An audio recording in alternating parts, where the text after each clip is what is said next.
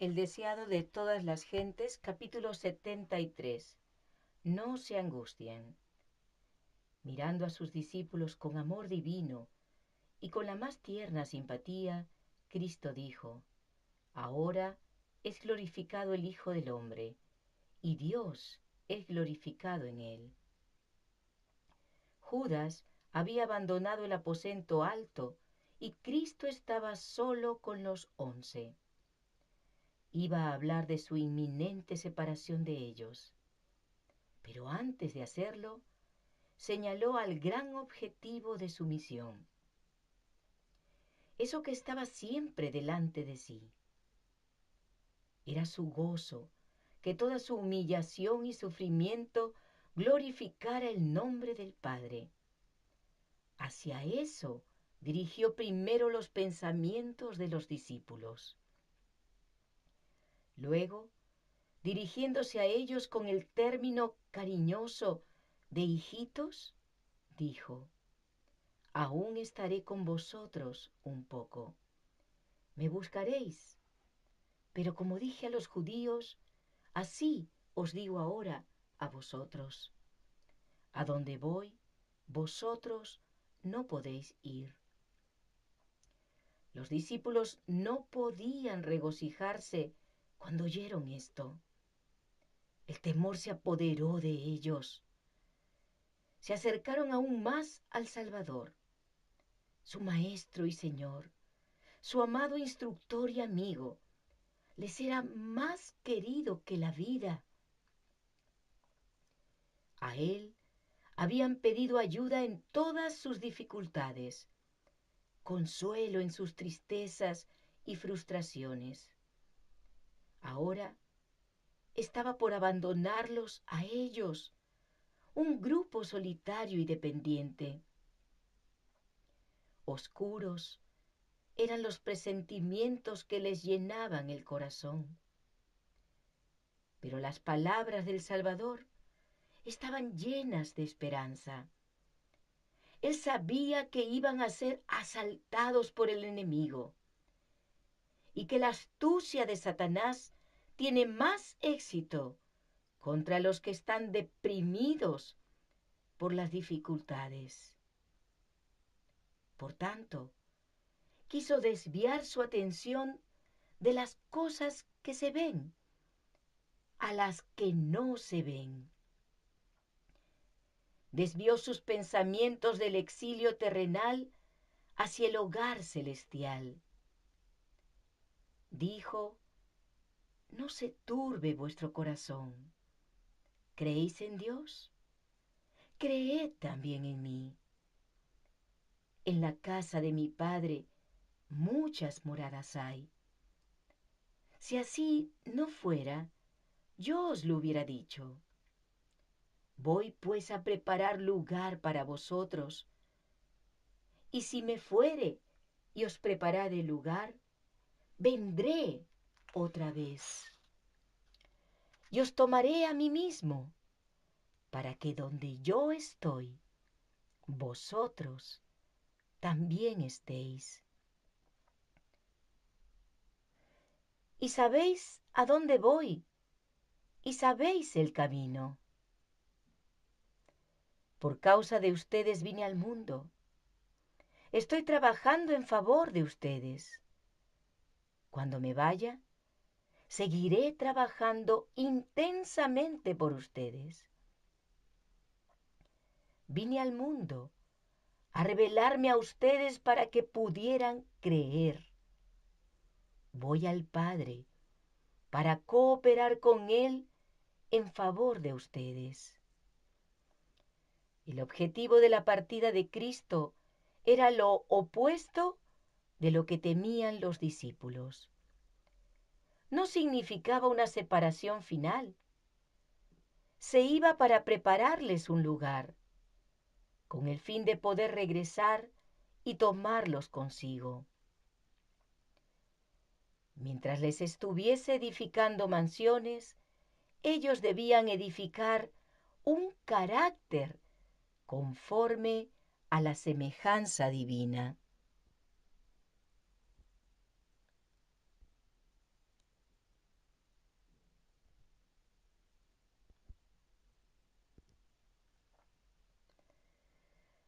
Los discípulos aún estaban perplejos. Tomás, siempre acosado por las dudas, dijo: Señor, no sabemos a dónde vas, ¿cómo pues podemos saber el camino? Jesús le dijo: Yo soy el camino, y la verdad, y la vida. Nadie viene al Padre sino por mí. Si me conocieseis, también a mi Padre conoceríais. Y desde ahora lo conocéis y lo habéis visto. No hay muchos caminos al cielo. Nadie puede escoger su propio camino. Cristo dice: Yo soy el camino. Nadie viene al Padre sino por mí. Desde que fuera predicado el primer sermón evangélico, cuando en el Edén se declaró que la simiente de la mujer aplastaría la cabeza de la serpiente, Cristo ha sido enaltecido como el camino, la verdad y la vida. Él era el camino cuando Adán vivía, cuando Abel ofreció a Dios la sangre del cordero muerto, que representaba la sangre del Redentor. Cristo fue el camino por el cual fueron salvos los patriarcas y los profetas. Él es el único camino por el cual podemos tener acceso a Dios. Cristo dijo: Si me conocieseis, también a mi Padre conoceríais. Y desde ahora lo conocéis y lo habéis visto. Pero ni aun así entendieron los discípulos. Felipe exclamó: Señor, muéstranos al Padre y nos basta. Asombrado por esa dureza de comprensión, Cristo preguntó con dolorosa sorpresa: ¿Tanto tiempo hace que estoy con vosotros y no me has conocido, Felipe? ¿Es posible que no vean al Padre en las obras que hace por medio de mí? ¿No creen que he venido para testificar acerca del Padre? ¿Cómo pues dices tú, muéstranos al Padre?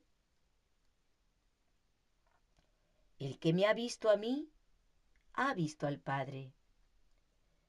Cristo no había dejado de ser Dios cuando se hizo hombre. Aunque se había humillado hasta asumir la humanidad, aún era suya la deidad. Cristo solo podía representar al Padre ante la humanidad, y los discípulos habían tenido el privilegio de contemplar esa representación por más de 3 años. Creedme que yo soy en el Padre y el Padre en mí. De otra manera, creedme por las mismas obras. Su fe podría haber descansado segura en la evidencia dada por las obras de Cristo, obras que jamás hombre alguno ha hecho ni podrá hacer por sí mismo. Las obras de Cristo atestiguaban su divinidad. El Padre había sido revelado por él. Si los discípulos creían en esa relación vital entre el Padre y el Hijo, su fe no los abandonaría cuando vieran los sufrimientos y la muerte de Cristo para salvar a un mundo que perecía. Cristo estaba tratando de conducirlos de su baja condición de fe a la experiencia que podían recibir si realmente comprendían lo que Él era: Dios en carne humana. Deseaba que viesen que su fe debía conducirlos a Dios y anclarse allí. Con cuánto fervor y perseverancia procuró nuestro compasivo Salvador preparar a sus discípulos para la tormenta de tentación que pronto iba a azotarlos.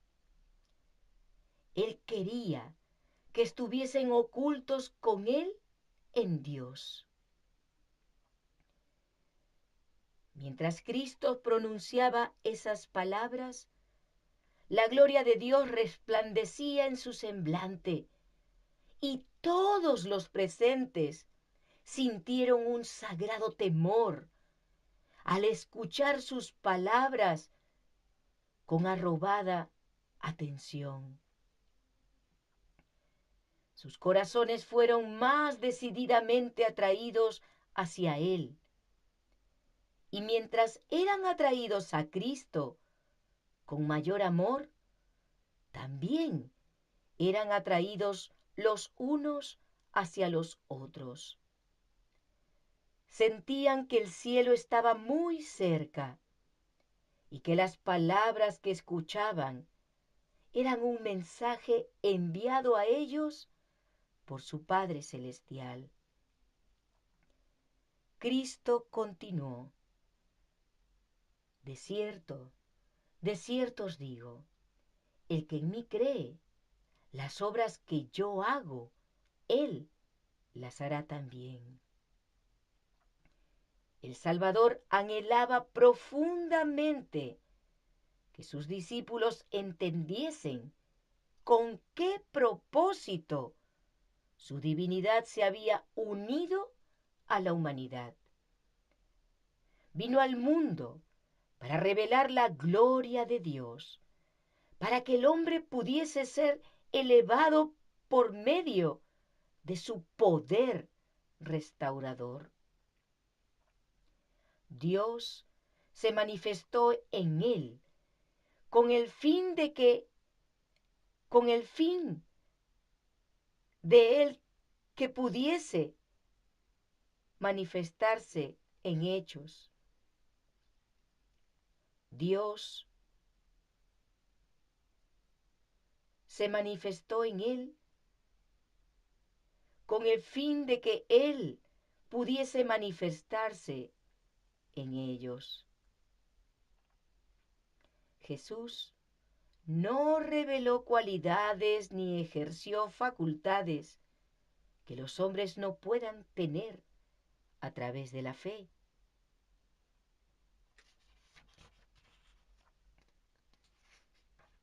Jesús no reveló cualidades ni ejerció facultades que los hombres no puedan tener a través de la fe en Él. Su perfecta humanidad es lo que todos sus seguidores pueden poseer si quieren vivir sometidos a Dios como Él lo estuvo. Y aún mayores hará, porque yo voy al Padre. Con esto no quiso decir Cristo que la obra de los discípulos sería de un carácter más exaltado que la propia, sino que tendría mayor extensión. No se refirió meramente a la ejecución de milagros, sino a todo lo que sucedería bajo la operación del Espíritu Santo. Después de la ascensión del Señor, los discípulos percibieron el cumplimiento de su promesa. Las escenas de la crucifixión, resurrección y ascensión de Cristo fueron para ellos una realidad viviente. Vieron que las profecías se habían cumplido literalmente. Escudriñaron las Escrituras y aceptaron su enseñanza con una fe y seguridad desconocidas antes. Sabían que el Maestro Divino era todo lo que había aseverado ser. Y al contar ellos su propia experiencia, Y al exaltar el amor de Dios, los corazones humanos se enternecían y subyugaban, y multitudes creían en Jesús. La promesa del Salvador a sus discípulos es una promesa para su iglesia hasta el fin del tiempo. Dios no quería que su admirable plan para redimir a los hombres solo lograse resultados insignificantes. Todos los que quieran ir a trabajar, no confiando en lo que ellos mismos pueden hacer, sino en lo que Dios puede hacer por ellos y por medio de ellos, experimentarán ciertamente el cumplimiento de su promesa. Él declara: aún mayores obras hará, porque yo voy al Padre. Hasta entonces, los discípulos no conocían los recursos y el poder ilimitado del Salvador. Él les dijo: hasta ahora nada habéis pedido en mi nombre. Explicó que el secreto de su éxito residiría en pedir fuerza y gracia en su nombre. Estaría delante del Padre para pedir por ellos. La oración del suplicante humilde es presentada por él como su propio deseo en favor de esa alma. Cada oración sincera es oída en el cielo. Tal vez no sea expresada con fluidez, pero si se pone el corazón en ella, ascenderá al santuario donde Jesús ministra, y Él la presentará al Padre hermosa y fragante, con el incienso de su propia perfección y sin una palabra inapropiada o balbuceante. La senda de la sinceridad e integridad no es una senda libre de obstrucción, pero en toda dificultad hemos de ver una invitación a orar.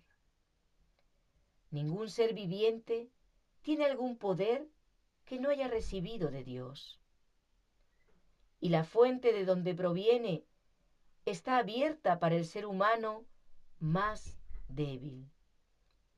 Jesús dijo: todo lo que pidiereis al Padre en mi nombre, lo haré, para que el Padre sea glorificado en el Hijo. Si algo pidiereis en mi nombre, yo lo haré. En mi nombre ordenó Cristo a sus discípulos que orasen. Sus seguidores han de permanecer delante de Dios en el nombre de Cristo. Son estimables a los ojos del Señor por causa del valor del sacrificio hecho por ellos. Son tenidos por preciosos a causa de la justicia imputada de Cristo. Por causa de Cristo el Señor perdona a quienes le temen. No ve en ellos la vileza del pecador. Reconoce en ellos la semejanza de su Hijo, en quien ellos creen.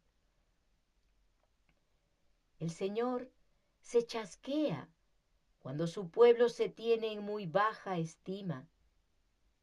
Desea que su heredad escogida se estime según el valor que Él le ha atribuido.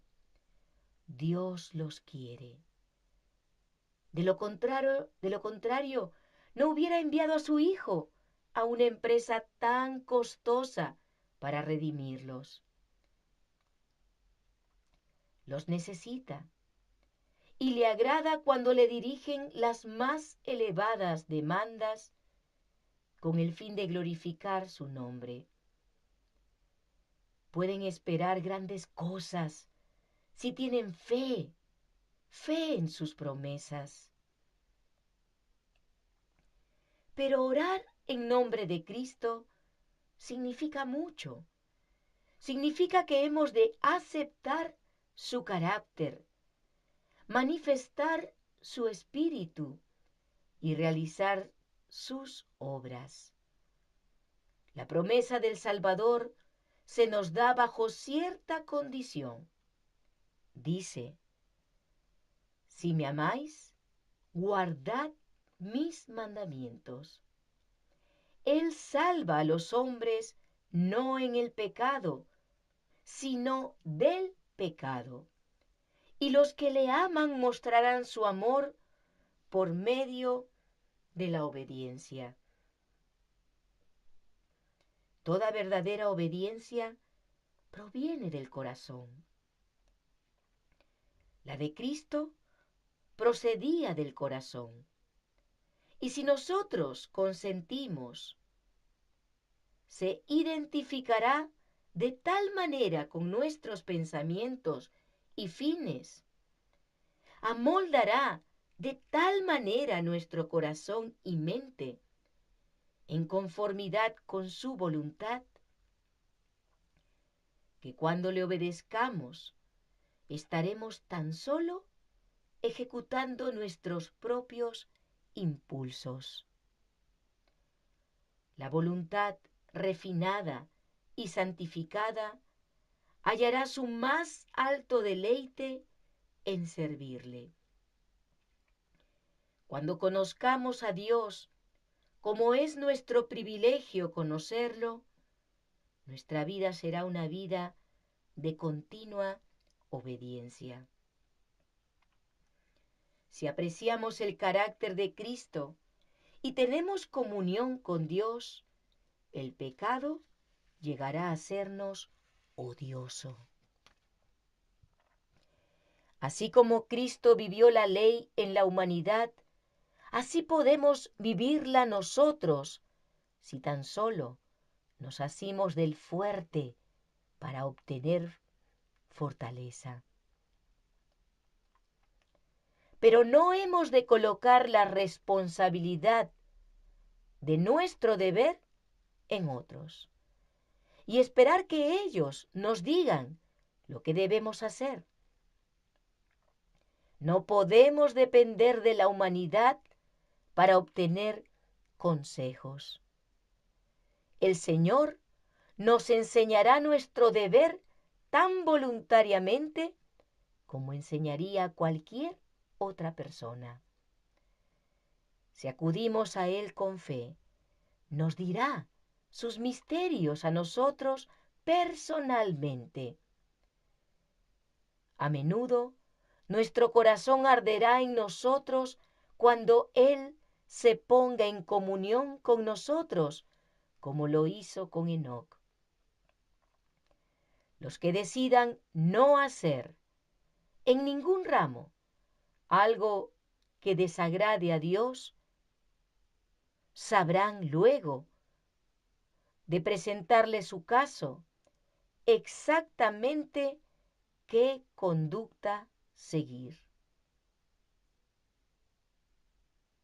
Los que decidan no hacer en ningún ramo algo que desagrade a Dios, sabrán, luego de presentarle su caso, exactamente qué conducta seguir. Y recibirán no solamente sabiduría, sino fuerza. Se les impartirá poder para obedecer, para servir, según lo prometió Cristo.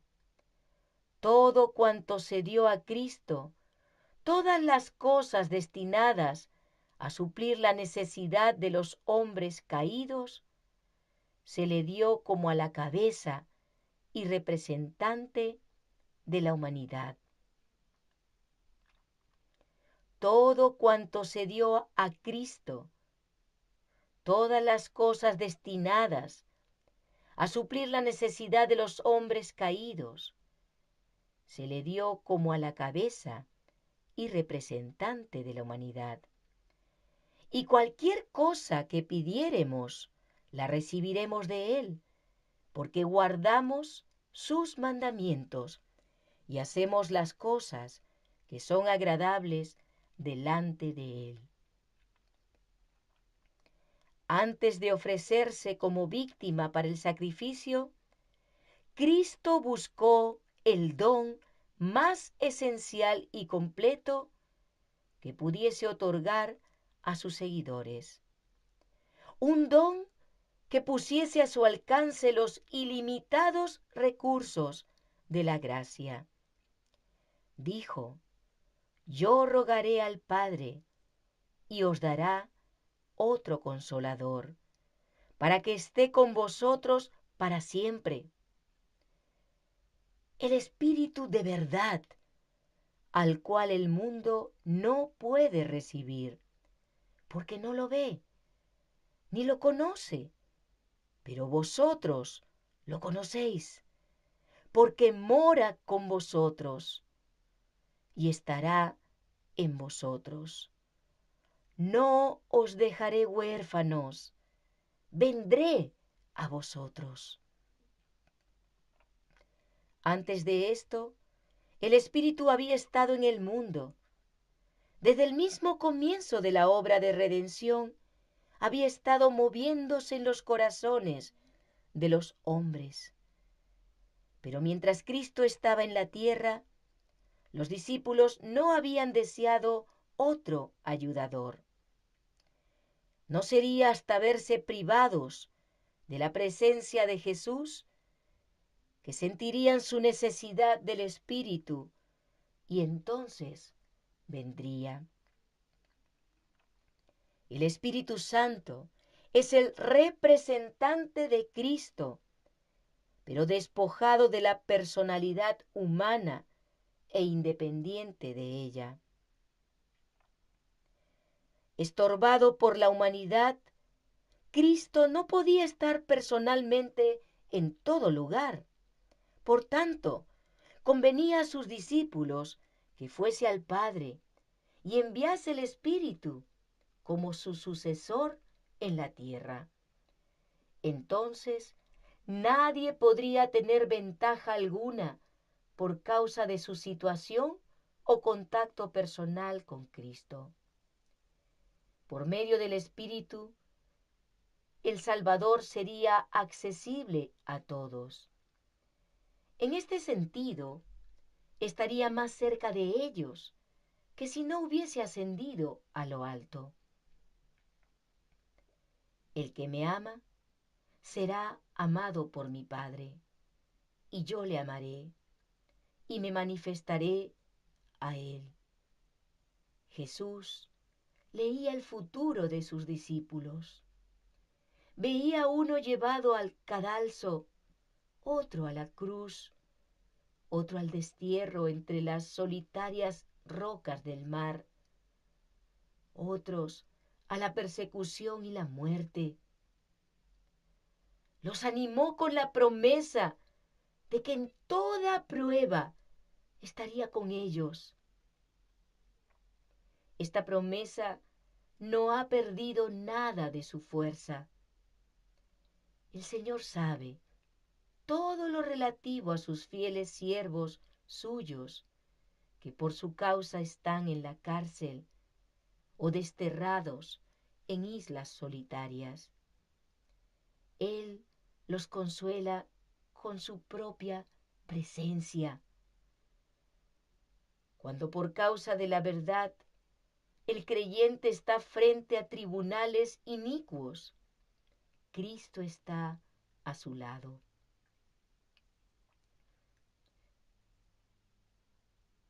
Cuando por causa de la verdad el creyente está frente a tribunales inicuos, Cristo está a su lado. Todos los oprobios que caen sobre él caen sobre Cristo. Cristo vuelve a ser condenado en la persona de su discípulo.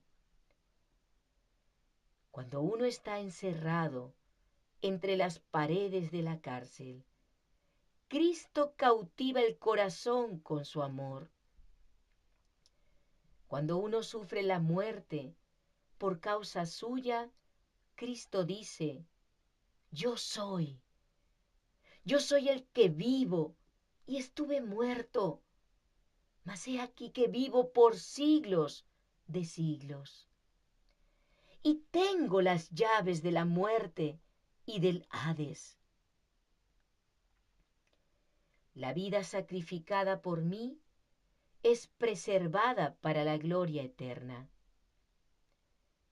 En toda ocasión y todo lugar, en todas las tristezas y aflicciones, cuando la perspectiva parece sombría y el futuro nos deja perplejos y nos sentimos impotentes y solos, se envía el Consolador en respuesta a la oración de fe. Las circunstancias pueden separarnos de todo amigo terrenal, pero ninguna circunstancia ni distancia puede separarnos del Consolador celestial. Donde quiera que estemos, a donde quiera que vayamos, siempre, siempre está a nuestra diestra para respaldarnos, sostenernos, levantarnos y animarnos. Los discípulos todavía no comprendían las palabras de Cristo en su sentido espiritual, y Él volvió a explicarles su significado. Por medio del Espíritu, dijo, se manifestaría a ellos. El Consolador, el Espíritu Santo, a quien el Padre enviará en mi nombre, Él os enseñará todas las cosas. Ya no dirán, no puedo comprender. Ya no verán oscuramente como por un espejo. Podrán comprender con todos los santos cuál sea la anchura, la longitud, la profundidad y la altura, y de conocer el amor de Cristo que excede a todo conocimiento. Los discípulos debían dar testimonio de la vida y obra de Cristo. A través de sus palabras, Él habría de hablar a todos los pueblos sobre la faz de la tierra. Pero en la humillación y muerte de Cristo iban a sufrir gran prueba y chasco. Con el fin de que después de esto la palabra de ellos fuese exacta, Jesús prometió con respecto al Consolador: os recordará todo lo que yo os he dicho. Continuó: aún tengo muchas cosas que deciros, pero ahora no la podéis sobrellevar. Pero cuando venga el Espíritu de verdad, Él os guiará a toda la verdad, porque no hablará por su propia cuenta, sino que hablará todo lo que oyere, y os hará saber las cosas que habrán de venir. Él me glorificará, porque tomará de lo mío y os lo hará saber. Jesús había abierto delante de sus discípulos una vasta extensión de la verdad, pero les era muy difícil diferenciar sus lecciones de las tradiciones y máximas de los escribas y fariseos. Habían sido educados para aceptar las enseñanzas de los rabinos como la voz de Dios, y eso aún dominaba sus mentes y amoldaba sus sentimientos. Las ideas terrenales y las cosas temporales todavía ocupaban mucho lugar en sus pensamientos. No entendían la naturaleza espiritual del reino de Cristo, aunque Él se los había explicado tantas veces. Sus mentes se habían confundido. No comprendían el valor de las escrituras que Cristo presentaba. Muchas de sus lecciones parecían no hallar cabida en sus mentes. Jesús vio que no comprendían el verdadero significado de sus palabras. Compasivamente les prometió que el Espíritu Santo les recordaría esos dichos. Y había dejado sin decir muchas cosas que no podían ser comprendidas por los discípulos. Estas también les serían reveladas por el Espíritu. El Espíritu habría de vivificar su entendimiento para que pudiesen apreciar las cosas celestiales.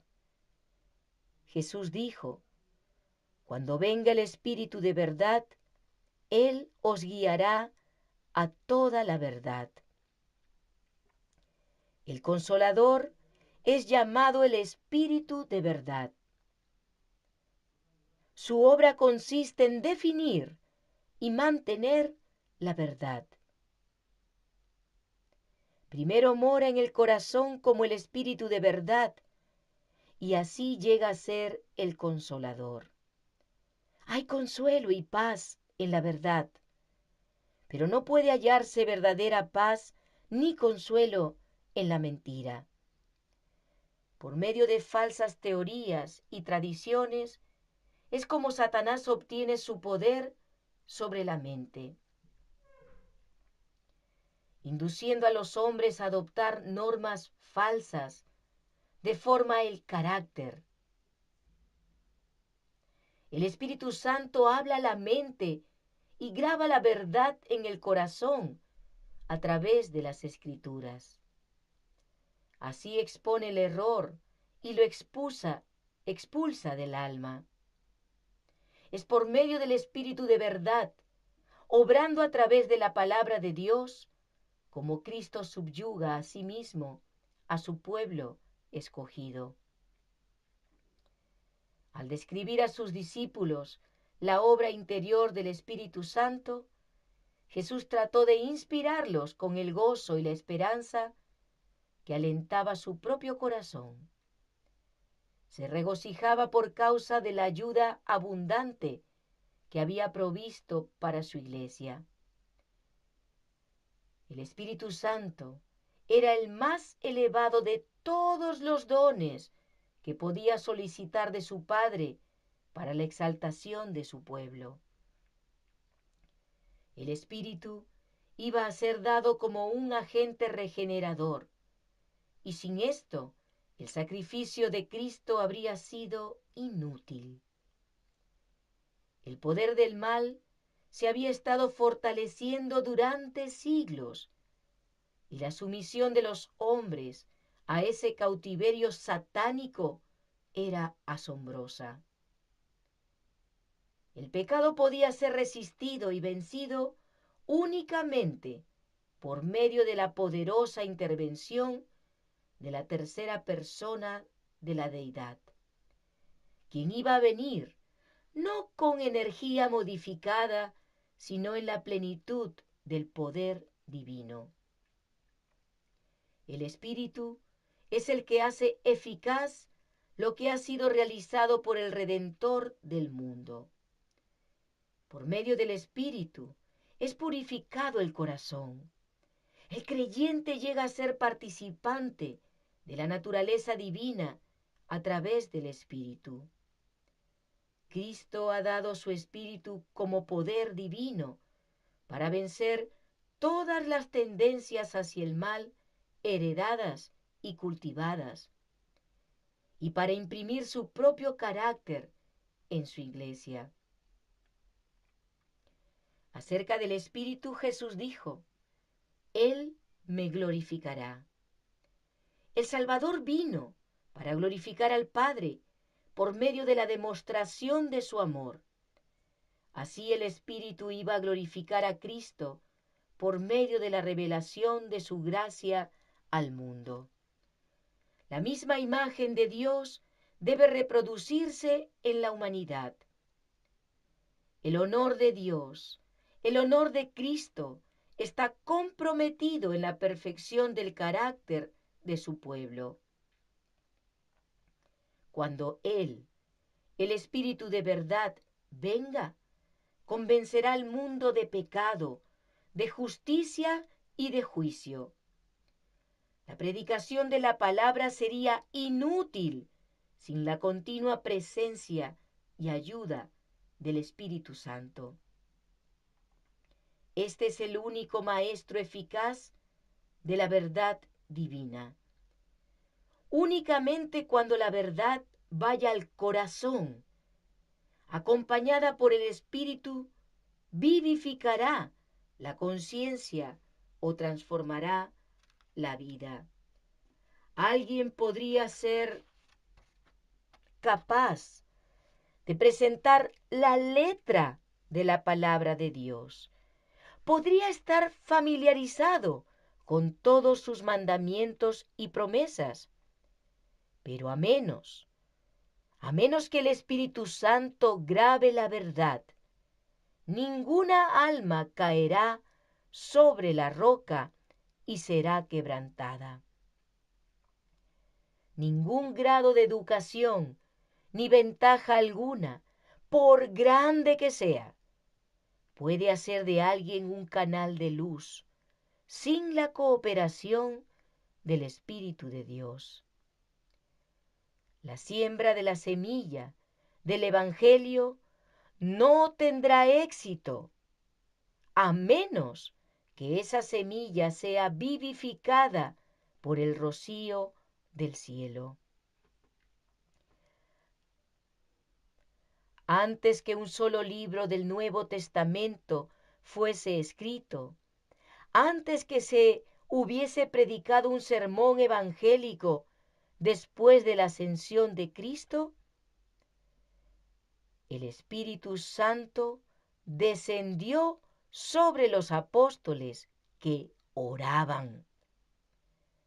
Entonces, el testimonio de sus enemigos fue: habéis llenado a Jerusalén de vuestra doctrina. Cristo prometió el don del Espíritu Santo a su iglesia. Y la promesa nos pertenece a nosotros, tanto como a los primeros discípulos. Pero como toda otra promesa, se nos da bajo condiciones. Hay muchos que creen y profesan aferrarse a la promesa del Señor. Hablan acerca de Cristo y acerca del Espíritu Santo, y sin embargo no reciben beneficio alguno. No entregan su alma para que sea guiada y regida por los agentes divinos. No podemos usar al Espíritu Santo. El Espíritu ha de usarnos a nosotros. Por medio del Espíritu obra Dios en su pueblo. Así el querer como el hacer por su buena voluntad. Pero muchos no quieren someterse a eso. Desean manejarse a sí mismos. Esta es la razón por la cual no reciben el don celestial. El Espíritu se da únicamente a quienes esperan humildemente en Dios, a quienes velan por su dirección y gracia. El poder de Dios aguarda que ellos lo pidan y lo reciban. esta bendición prometida, reclamada por medio de la fe, trae todas las demás bendiciones en su estela. Se da según las riquezas de la gracia de Cristo, y Él está listo para proporcionarla a toda alma según su capacidad para recibirla. En su discurso a los discípulos, Jesús no hizo una lastimera alusión a sus propios sufrimientos y muerte. Su último legado a ellos fue un legado de paz. Dijo: la paz os dejo, mi paz os doy. Yo no os la doy como el mundo la da. No se turbe vuestro corazón, ni tenga miedo. Antes de salir del aposento alto, el Salvador entonó con sus discípulos un canto de alabanza. Su voz fue oída, no en los acordes de alguna triste endecha, sino en las gozosas notas del cántico pascual. Alabad a Jehová, naciones todas, pueblos todos, alabadle, porque ha engrandecido sobre nosotros su misericordia, y la fidelidad de Jehová es para siempre. Aleluya. Después del himno salieron, cruzaron por las calles atestadas y pasaron por la puerta de la ciudad hacia el monte de los olivos. Avanzaban lentamente, ensimismados cada uno de ellos en sus propios pensamientos. Cuando empezaban a descender hacia el monte, Jesús dijo en un tono de la más profunda tristeza: todos vosotros os escandalizaréis en mí esta noche, porque escrito está: heriré al pastor, y las ovejas del rebaño serán dispersas. Los discípulos oyeron esto con tristeza y asombro. Recordaban cómo, en la sinagoga de Capernaum, cuando Cristo habló de sí mismo como el pan de vida, muchos se habían ofendido y se habían apartado de él. Pero los 12 no se habían mostrado infieles. Pedro, hablando por sus hermanos, había declarado entonces su lealtad a Cristo. Entonces el Salvador les había dicho: ¿no os he escogido yo a vosotros los 12, y uno de vosotros es el diablo? En el aposento alto, Jesús había dicho que uno de los 12 lo traicionaría y que Pedro lo negaría. Pero ahora sus palabras los incluía a todos. Esta vez se oyó la voz de Pedro, que protestaba vehementemente: aunque todos se escandalicen, yo no. En el aposento alto había declarado: mi alma pondré sobre ti, mi alma pondré por ti. Jesús le había advertido que esa misma noche negaría a su Salvador. Ahora Cristo le repite la advertencia: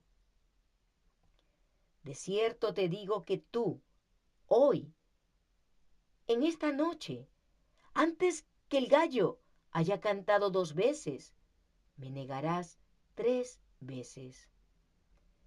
Pero Pedro, con mayor insistencia, decía: si me fuere necesario morir contigo, no te negaré. También todos decían lo mismo. En la confianza que tenían en sí mismos, negaron la repetida declaración del ser que sabía. No estaban preparados para la prueba. Cuando la tentación les sobreviniese, comprenderían su propia debilidad.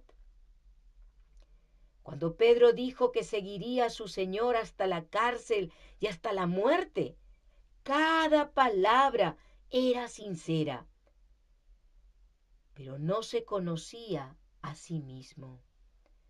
Ocultos en su corazón estaban los elementos del mal que las circunstancias esparcerían en la vida. A menos que fuese consciente de su peligro, esos elementos provocarían su ruina eterna. El Salvador veía en él una egolatría y una seguridad que superarían incluso su amor por Cristo. En su experiencia se habían revelado muchas flaquezas, mucho pecado no subyugado, muchas negligencias de espíritu, un temperamento no santificado y una temeridad para exponerse a la tentación. La solemne advertencia de Cristo fue una invitación a escudriñar su corazón. Pedro necesitaba desconfiar de sí mismo y tener una fe más profunda en Cristo. Si hubiese recibido con humildad la advertencia, habría suplicado al pastor del rebaño que guardase a su oveja. Cuando en el mar de Galilea estaba por hundirse, clamó: «Señor, sálvame». Entonces la mano de Cristo se extendió para tomar la suya. Así también ahora, si hubiese clamado a Jesús: «Sálvame de mí mismo», habría sido guardado. Pero Pedro sintió que se desconfiaba de él y pensó que eso era cruel. A partir de ese instante se ofendió y se volvió más persistente en su confianza propia. Jesús miró con compasión a sus discípulos. No podía salvarlos de la prueba, pero no los dejó sin consuelo. Les aseguró que Él estaba por romper las cadenas del sepulcro y que su amor por ellos no fallaría. Dijo: «Después que haya resucitado, iré delante de vosotros a Galilea». Antes que lo negaran, les aseguró el perdón. Después de su muerte y resurrección, supieron que estaban perdonados y que el corazón de Cristo los amaba. Jesús y los discípulos iban hacia Getsemaní, al pie del monte de los Olivos, lugar apartado que él había visitado con frecuencia para meditar y orar. El Salvador había estado explicando a sus discípulos la misión que lo había traído al mundo y la relación espiritual que debían sostener con él. Ahora ilustró la lección. La luna brillaba y le reveló una floreciente vid. Llamando la atención de los discípulos hacia ella, la empleó como un símbolo. Dijo: «Yo soy la vid verdadera». En vez de elegir la elegante palmera, el sublime cedro o el fuerte roble, Jesús tomó la vid con sus arcillos prensiles para representarse. La palmera, el cedro y el roble se sostienen solos, no necesitan apoyo, pero la vid se aferra al enrejado y así sube hacia el cielo. Así también Cristo, en su humanidad, dependía del poder divino. Él declaró: «No puedo yo hacer nada por mí mismo. Yo soy la vid verdadera. Los judíos siempre habían considerado la vid como la más noble de las plantas y un tipo de todo lo poderoso, excelente y fructífero. Israel había sido representado como una vid que Dios había plantado en la tierra prometida. Los judíos fundaban su esperanza de salvación en el hecho de estar conectados con Israel. Pero Jesús dice: yo soy la vid verdadera. No piensen que por estar conectados con Israel pueden llegar a ser participantes de la vida de Dios.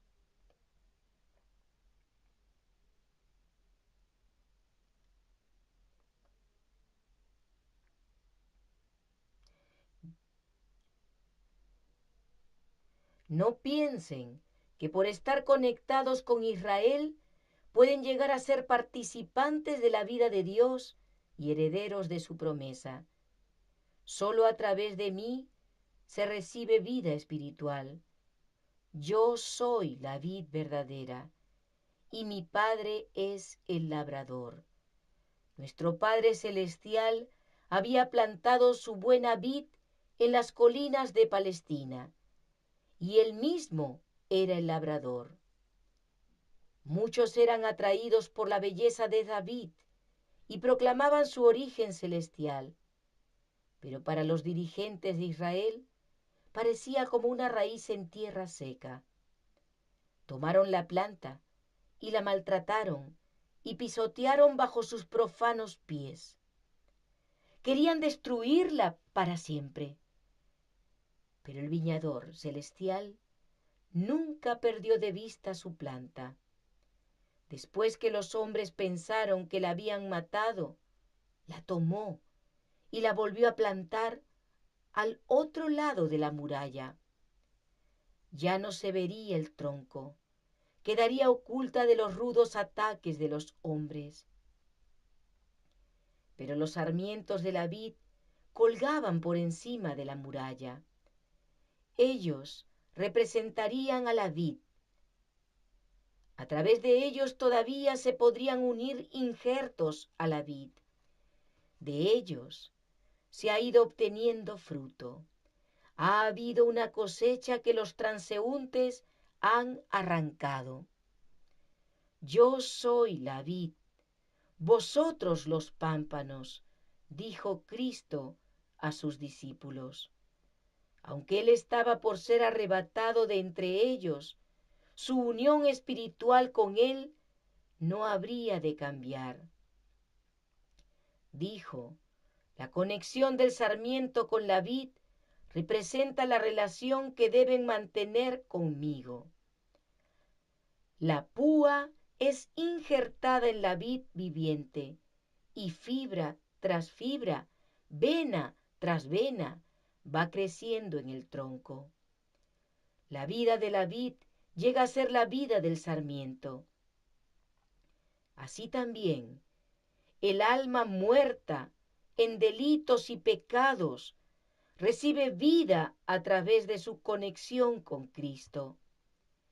Esa unión se forma por medio de la fe en Él como Salvador personal. El pecador une su debilidad a la fuerza de Cristo, su vacuidad a la plenitud de Cristo, su fragilidad a la potencia perdurable de Cristo. Entonces, tiene la mente de Cristo.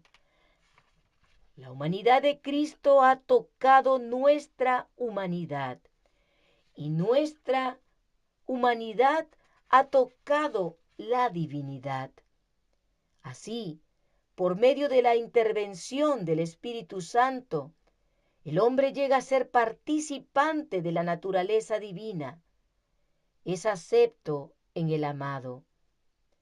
Esa unión con Cristo, una vez formada, debe ser mantenida. Cristo dijo: permaneced en mí y yo en vosotros. Como el pámpano no puede llevar fruto por sí mismo, si no permanece en la vid, así tampoco vosotros, si no permanecéis en mí. Este no es un contacto casual, ni una conexión que se realiza y se corta luego. El sarmiento llega a ser parte de la vid viviente. La comunicación de la vida, la fuerza y la capacidad fructífera desde la raíz hacia las ramas se verifica en forma constante y sin obstrucción. Separado de la vid, el sarmiento no puede servir. Separado de la vid, el sarmiento no puede vivir. Así tampoco, dijo Jesús, pueden vivir separados de mí. La vida que han recibido de mí puede preservarse únicamente por medio de la comunión continua. Sin mí no podéis vencer un solo pecado ni resistir una sola tentación. Permaneced en mí y yo en vosotros. El permanecer en Cristo significa un constante recibir de su Espíritu, una vida de entrega sin reservas a su servicio. El canal de comunicación debe estar continuamente abierto entre el hombre y su Dios. Así como el sarmiento de la vid recibe constantemente la savia de la vid viviente, así hemos de aferrarnos a Jesús y recibir de Él, por medio de la fe, la fuerza y la perfección de su propio carácter.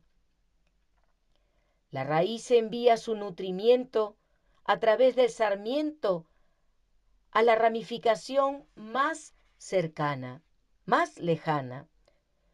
La raíz envía su nutrimento a través del sarmiento a la ramificación más lejana. Así, comunica Cristo la corriente de su fuerza espiritual a todo creyente. Mientras el alma esté unida a Cristo, no hay peligro de que se marchite o decaiga. La vida de la vid se manifestará en el fragante fruto de los sarmientos. Jesús dijo: el que permanece en mí y yo en él, éste lleva mucho fruto, porque separados de mí, nada podéis hacer. Cuando vivamos por medio de la fe en el Hijo de Dios, los frutos del Espíritu se verán en nuestra vida. No faltará uno solo. Mi Padre es el labrador. Todo pámpano que en mí no lleva fruto, lo quitará. Aunque el injerto esté unido exteriormente a la vid, puede faltar la conexión vital.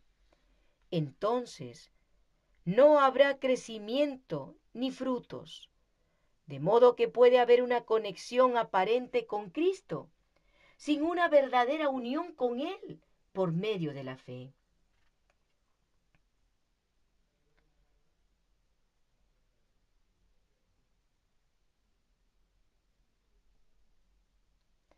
De modo que puede haber una conexión aparente con Cristo, sin una verdadera unión con Él por medio de la fe. Una profesión de religión coloca a los hombres en la iglesia, pero el carácter y la conducta demuestran si están conectados con Cristo. Si no llevan fruto, son sarmientos falsos. Su separación de Cristo implica una ruina tan completa como la representada por el sarmiento muerto. Cristo dijo: el que en mí no permanece será echado fuera como mal pámpano y se secará, y los recogen y los echan en el fuego y arden.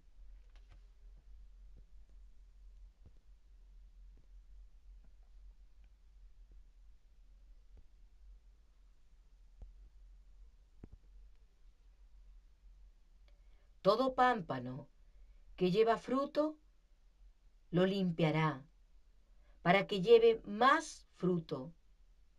De los 12 escogidos que habían seguido a Jesús, uno estaba por ser sacado como rama seca. El resto iba a pasar bajo la podadora de la amarga prueba.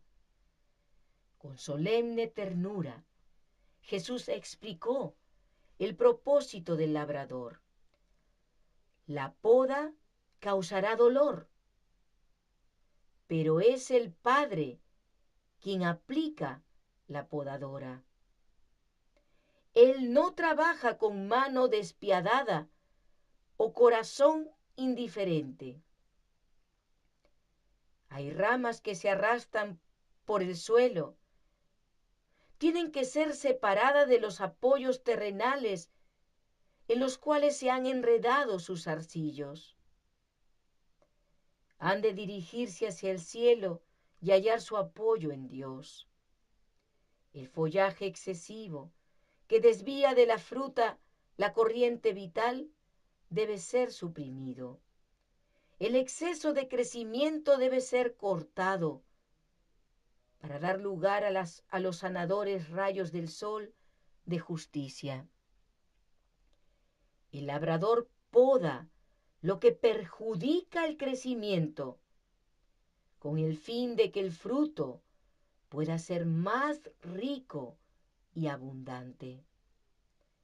Jesús dijo: en esto es glorificado mi Padre, en que llevéis mucho fruto. Dios desea manifestar a través de ustedes la santidad, la benevolencia, la compasión de su propio carácter. Sin embargo, el Salvador no invita a los discípulos a trabajar para llevar fruto. Les dice que permanezcan en Él. Si permanecéis en mí y mis palabras permanecen en vosotros, pedid todo lo que queréis y os será hecho. Es a través de la palabra que Cristo mora en sus seguidores. Es la misma unión vital representada por comer su carne y beber su sangre. Las palabras de Cristo son espíritu y vida.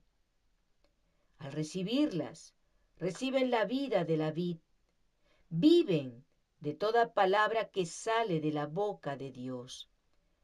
La vida de Cristo en ustedes produce los mismos frutos que en Él.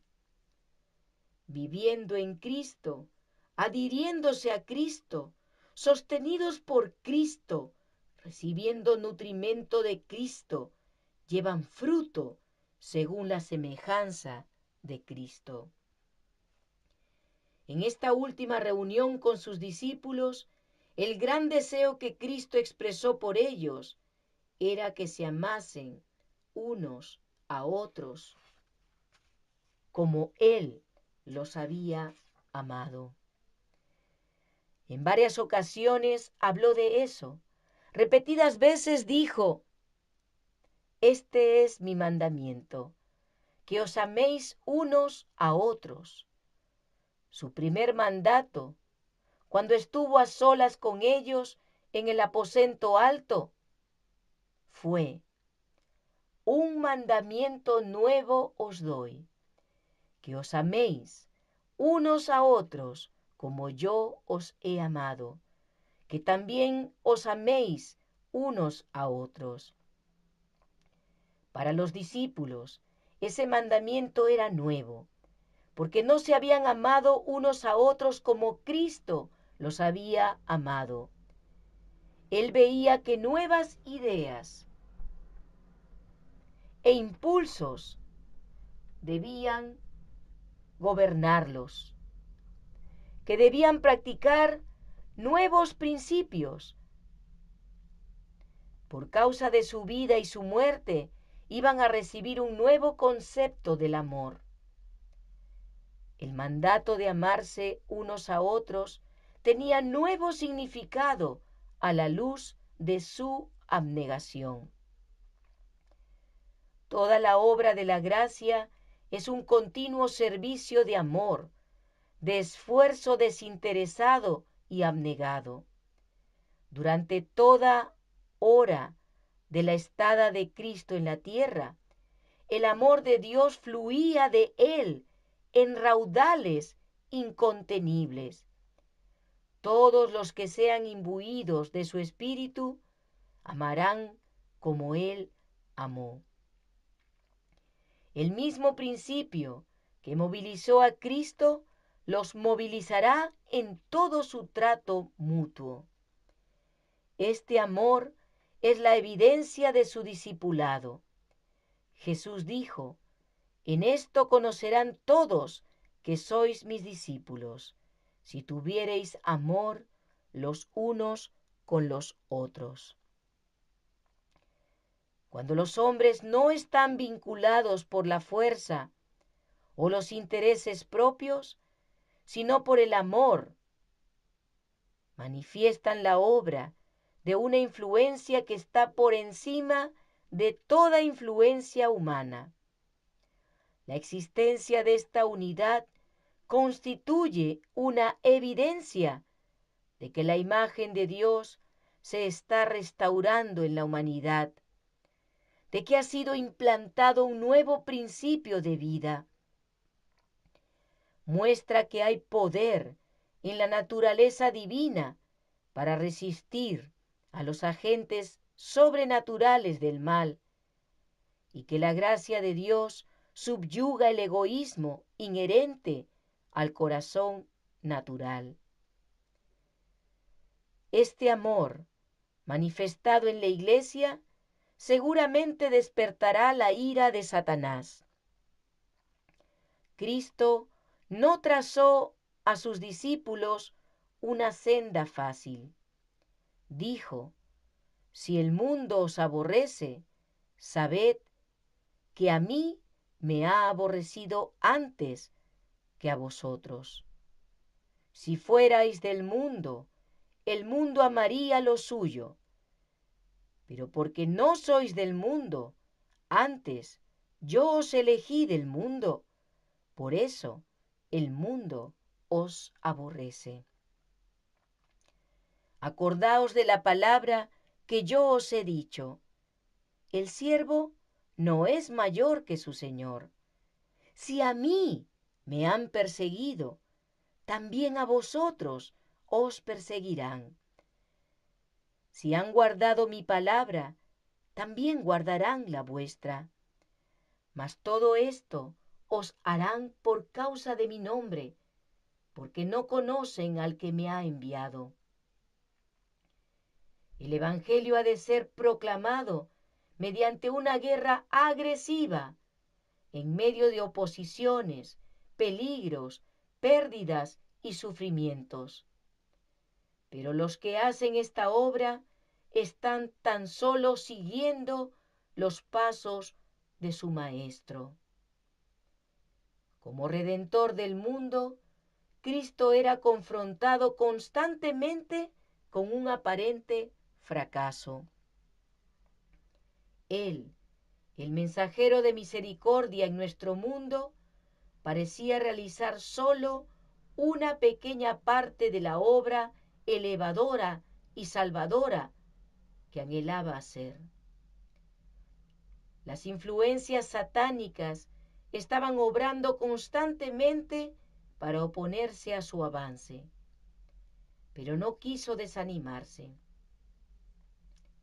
A través de la profecía de Isaías declara: por demás he trabajado, en vano y sin provecho, he consumido mis fuerzas, mas mi causa está delante de Jehová y mi recompensa con mi Dios, para hacer volver a él a Jacob y para congregarle a Israel, porque estimado seré en los ojos de Jehová y el Dios mío será mi fuerza. Es a Cristo que se dirige la promesa: así ha dicho Jehová, Redentor de Israel, el santo suyo, al menospreciado de alma, al abominado de las naciones. Así dijo Jehová: te guardaré y te daré por pacto al pueblo, para que restaures la tierra, para que heredes asoladas heredades, para que digas a los presos: salid, y a los que están en tinieblas: mostraos.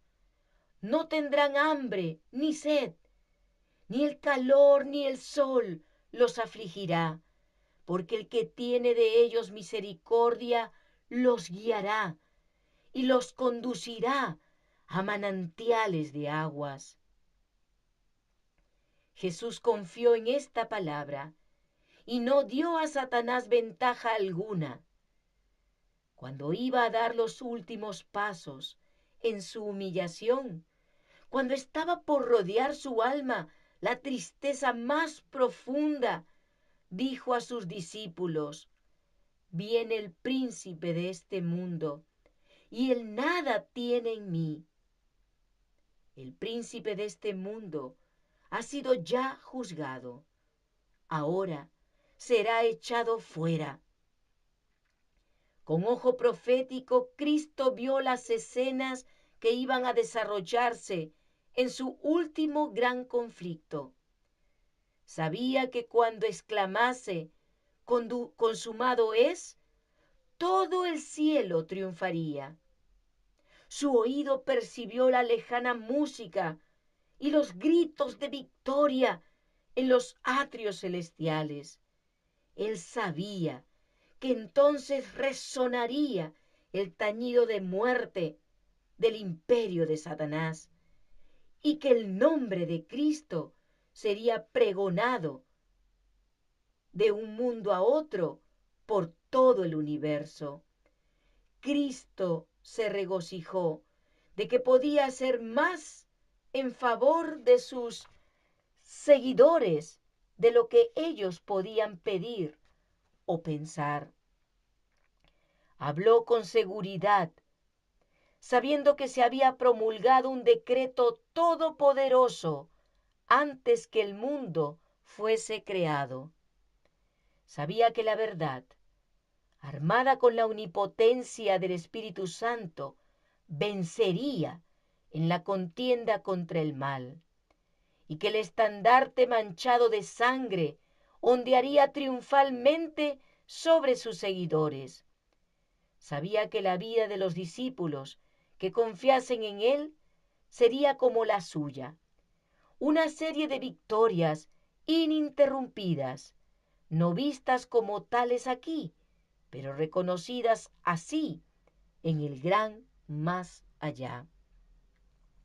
Dijo: estas cosas os he hablado, para que en mí tengáis paz. En el mundo tendréis aflicción, pero confiad, yo he vencido al mundo. Cristo no desmayó ni se desanimó, y sus seguidores han de manifestar una fe de la misma naturaleza perdurable. Han de vivir como Él vivió y obrar como Él obró, porque dependen de Él como el gran artífice maestro. Deben poseer valor, energía y perseverancia, aunque obstruyan su camino imposibilidades aparentes. Por su gracia han de seguir adelante. En vez de lamentarse por las dificultades, son llamados a superarlas. No han de desesperar de nada, sino esperarlo todo.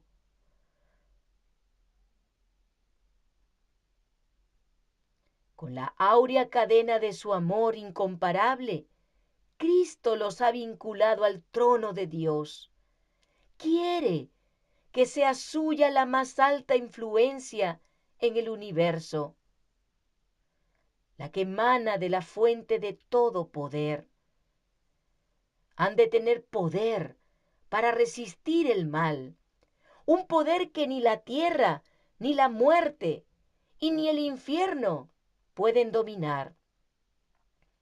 un poder que los habilitará para vencer como Cristo venció. Cristo quiere que estén representados en su iglesia sobre la tierra el orden celestial, el plan de gobierno celestial, la divina armonía celestial. Así queda glorificado en su pueblo. Mediante ellos resplandecerá ante el mundo el sol de justicia con un brillo que no se opacará. Cristo dio a su iglesia amplias facilidades con el fin de recibir ingente rédito de gloria de su posesión comprada y redimida. Ha otorgado a los suyos capacidades y bendiciones para que representen su propia suficiencia. La iglesia dotada de la justicia de Cristo es su depositaria, en la cual las riquezas de su misericordia y su gracia y su amor han de aparecer en plena y final manifestación. Cristo mira a su pueblo en su pureza y perfección como la recompensa de su humillación y el complemento de su gloria. Es de Cristo el gran centro de quien irradia toda gloria. El Salvador terminó sus instrucciones con palabras enérgicas y llenas de esperanza. Luego volcó la carga de su alma en una oración por sus discípulos. Elevando los ojos al cielo, dijo: Padre, la hora ha llegado. Glorifica a tu Hijo, para que también tu Hijo te glorifique a ti. Como le has dado potestad sobre la carne, para que dé vida eterna a todos los que le diste. Y esta es la vida eterna, que te conozcan a ti, el único Dios verdadero, y a Jesucristo a quien has enviado. El Salvador terminó sus instrucciones con palabras enérgicas y llenas de esperanza. Luego volcó la carga de su alma en una oración por sus discípulos. Elevando los ojos al cielo, dijo: Padre, la hora ha llegado. Glorifica a tu Hijo, para que también tu Hijo te glorifique a ti. Como le has dado potestad sobre toda carne, para que dé vida eterna a todos los que le diste. Y esta es la vida eterna, que te conozcan a ti, el único Dios verdadero, y a Jesucristo, a quien has enviado. Cristo había concluido la obra que se le había confiado. Había glorificado a Dios en la tierra. Había manifestado el nombre del Padre. Había reunido a quienes habrían de continuar su obra entre los hombres. Y dijo: Yo soy glorificado en ellos. Y ya no estoy en el mundo, mas estos están en el mundo, y yo voy a ti. Padre Santo, guarda en tu nombre a aquellos que me has dado, para que ellos sean uno, así como nosotros lo somos. No ruego solamente por estos, sino también por aquellos que han de creer en mí por medio de la palabra de ellos, para que todos ellos sean uno, yo en ellos y tú en mí, para que sean hechos perfectos, para que conozca el mundo que tú me enviaste y que los has amado a ellos, así como me has amado a mí. Así, con el lenguaje de quien tenía autoridad divina, Cristo entrega a su electa iglesia en los brazos del Padre. Como un consagrado sumo sacerdote, intercede por su pueblo. Como fiel pastor, reúne a su rebaño bajo la sombra del Todopoderoso, en el fuerte y seguro refugio. A él le aguarda la última batalla contra Satanás y sale para hacerle frente.